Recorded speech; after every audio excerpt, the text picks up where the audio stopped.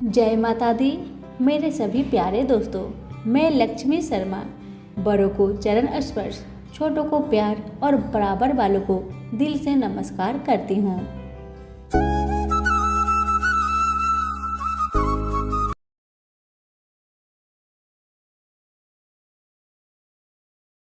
ओम नमः शिवाय। आज की वीडियो में आप सभी जानेंगे सोमवती अमावस्या की पूजन विधि, महत्व, शुभ मुहूर्त और सुनेंगे कथा। हर माह में एक बार अमावस्या तिथि पड़ती है। हिंदू धर्म में अमावस्या का बहुत अधिक महत्व होता है।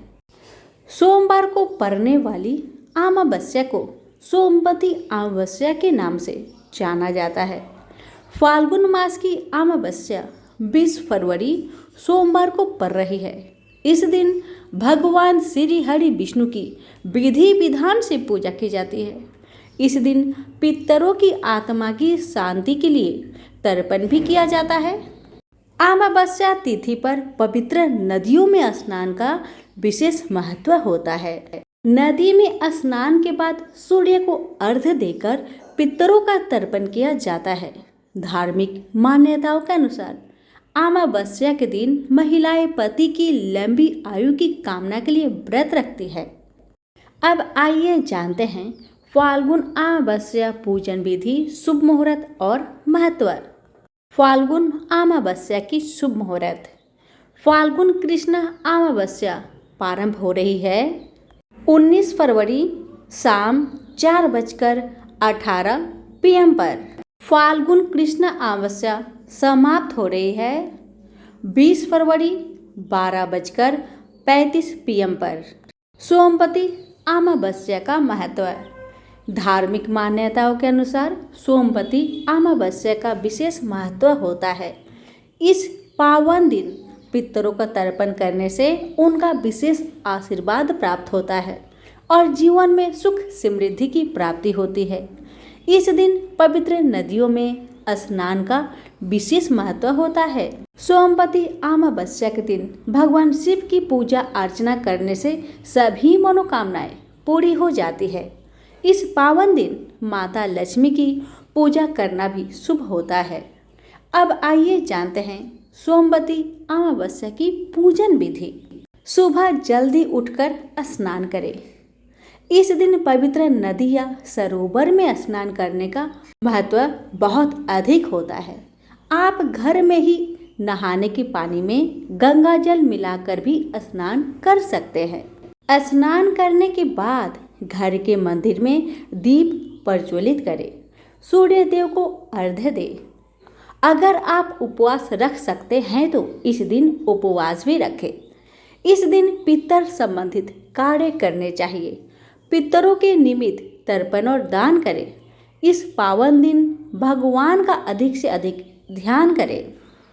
इस पावन दिन भगवान विष्णु की पूजा का विशेष महत्व होता है।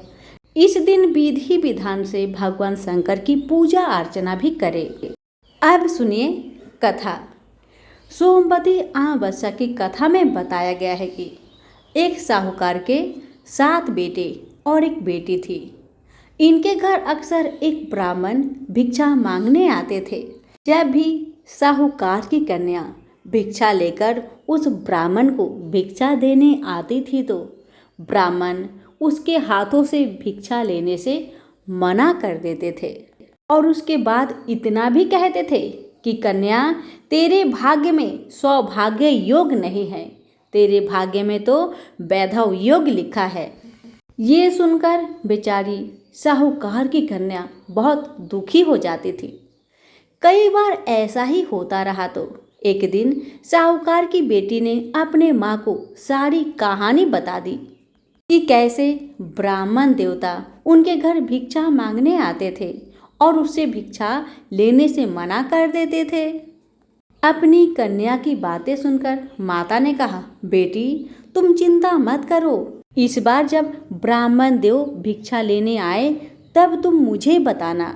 एक दिन की बात है, जब भिक्षुक उनके द्वार पर आए तो उस समय साहूकार की पत्नी दरवाजे के पीछे छुपकर सब बातें सुनने लगी। वही हुआ जैसा हमेशा होता रहा। भिक्षुक ने भिक्षा लेने से मना कर दिया और कहा कि तुम्हारे भाग्य में सुहाग नहीं है, विधवा होना लिखा है। इस बात को सुनकर साहूकार की पत्नी दरवाजे की ओर से बाहर आकर भिक्षुक से कहने लगी कि एक तो हम भिक्षा दे ही रहे हैं, ऊपर से आप हमें अशुभ बातें भी कहते हैं। ब्राह्मण ने कहा कि मैं जो कह रहा हूँ वह सत्य है। आपकी बेटी के भाग्य में ऐसा ही लिखा है।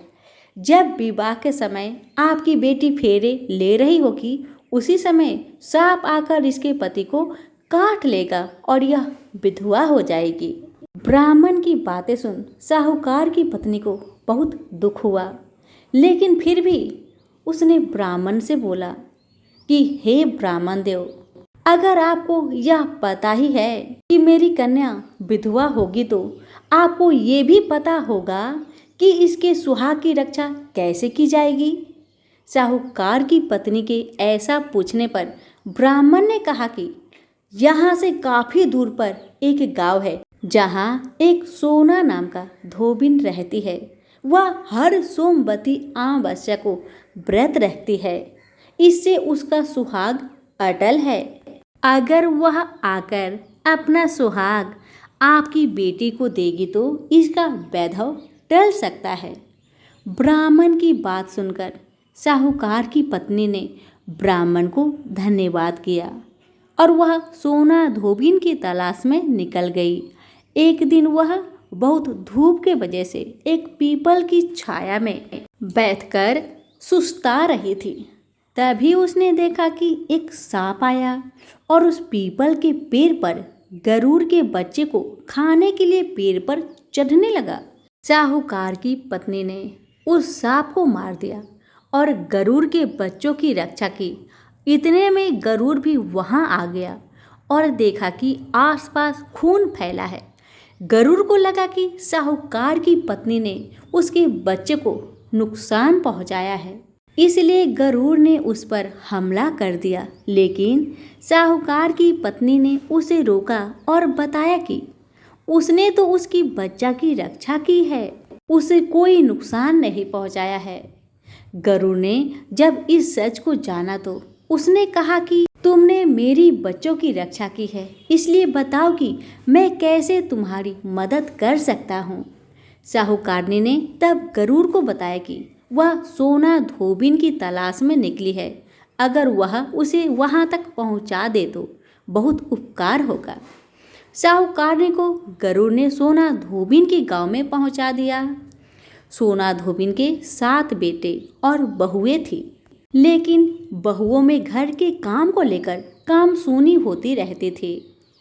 साहूकारनी को एक उपाय सूझा और वह हर रात जब सभी लोग सो जाते तो सोना धोबिन के घर में चुपके से चली जाती और घर का सारा काम करके निकल आती। कई दिनों तक ऐसा चला तो एक दिन सोना धोबिन चुप कर बैठ गई और सब कुछ देख लिया। जब साहूकारनी जाने लगी तो धोबिन ने उसे पकड़ लिया और पूछा कि तुम कौन हो और यहाँ इस तरह मेरे घर का काम क्यों करके चली जाती हो। साहूकारनी ने कहा कि मैं सब बता दूंगी, लेकिन पहले वचन दो कि आप सब सच जानने के बाद तुम मेरी मदद करोगी। सोना धोबिन ने साहूकारनी को वचन दिया। साहूकारनी सब बातें सोना धोबिन को बता दिया और अपने साथ चलने के लिए कहा।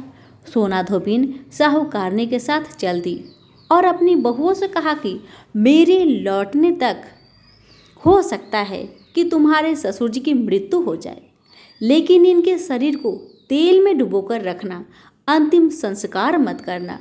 सोना धोबिन साहूकारनी के घर आ गई और जब साहूकारनी की बेटी की शादी हो रही थी तब फेरों के समय एक सांप लहलहाता हुआ चलाया। सोना धोबिन ने उस सांप के आगे दूध का लावा रख दिया और जैसे ही वह दूध पीने लगा धोबन ने उसे मार दिया। इसके बाद सोना धोबन ने कहा कि अब तक जो भी सोमवती अमावस्या मैंने किया है उसका पुण्य फल मैं साहूकारनी की बेटी को देती हूँ। इसके बाद साहूकारनी की बेटी का वैभव टल गया और वह सौभाग्यवती बन गई। इसके बाद सोना धोबन अपने गांव लौटने लगी तो एक दिन रास्ते में ही सोमवती अमावस्या आ गई। धोबन ने इस दिन व्रत रखा और पीपल की पूजा की, कथा का पाठ किया। इस बीच सोना धोबन के पति की मृत्यु हो गई थी। जब वह घर लौटी तो उसने अपने रास्ते में कि सोमवती अमावस्या का पुण्य अपने पति को दे दिया। इससे उसका मरा हुआ पति फिर से जीवित हो उठा। लोगों ने जब सोना धोबन से पूछा कि तुमने अपने मरे हुए पति को कैसे जीवित कर लिया, तो उसने बताया कि उसने सोमवती अमावस्या के व्रत के प्रभाव से अपने पति को जीवित किया है।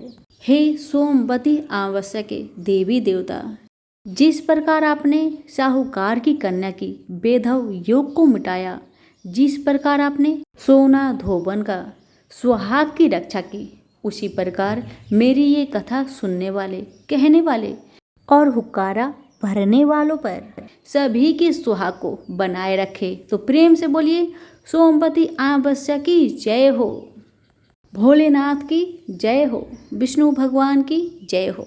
धन्यवाद।